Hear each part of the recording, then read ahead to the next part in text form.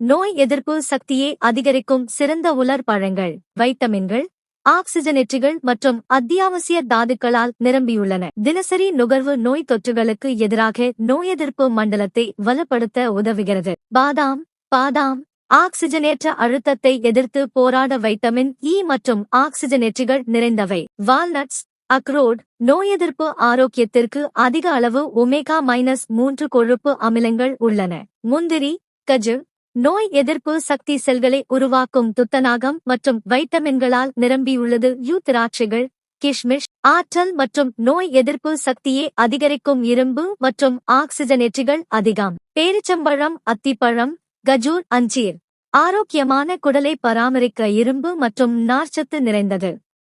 அதிகபட்ச நன்மைக்காக அவற்றை பச்சையாகவோ அல்லது ஊறவைத்தோ உட்கொள்ளுங்கள். முன்னுரிமை மிதமாக. காஷ்யூ 6 முதல் 8 வரை பாதாம், 2 முதல் 4 வரை வால்நட்ஸ்.